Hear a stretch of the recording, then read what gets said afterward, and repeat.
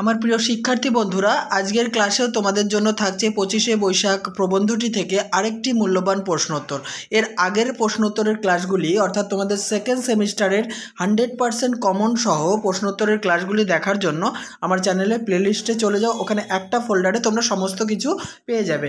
আজকের মূল্যবান প্রশ্ন হলো, দেখো, আমার কিন্তু ব্যক্তিগত বিশ্বাস কোন প্রবন্ধের অন্তর্গত? প্রাবন্ধিকের ব্যক্তিগত বিশ্বাসটি কি? কোন প্রসঙ্গে প্রাবন্ধিক এই উক্তিটি করেছেন? মোট 3টি কোশ্চেন রয়েছে, 1+1+3 মোট 5 নম্বর থাকবে। প্রথম প্রশ্নের উত্তর, প্রশ্নোদ্ধৃত উক্তিটি সৈয়দ মুজতবা আলী রচিত 25শে বৈশাখ প্রবন্ধের অন্তর্গত।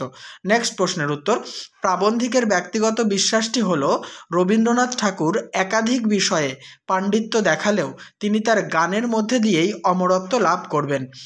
শেষ প্রশ্নের উত্তর, রবীন্দ্রনাথ ঠাকুর সাহিত্যের নানা শাখায় উন্নত শিরে দণ্ডায়মান হয়ে আছেন।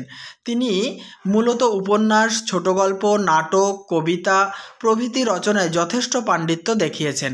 তার কবিত্ব শক্তির জন্য তিনি সারা বিশ্বে পূজিত হয়ে থাকেন। আবার শব্দতত্ত্ব সম্বন্ধে তিনি যে গবেষণা করেছেন তার গভীরতা পণ্ডিত সমাজকে নির্বাক করে দিয়েছে। এছাড়া তার রাজনৈতিক দৃষ্টিভঙ্গিও তুলনাহীন।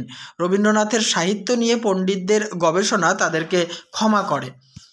তার রাজনৈতিক দৃষ্টিভঙ্গি বা দূরদৃষ্টি অথবা সমাজ সংগঠন, শিক্ষার বিকল্প ভাবনা, এই সমস্ত কিছু আলোচনার বিষয় হতে পারে।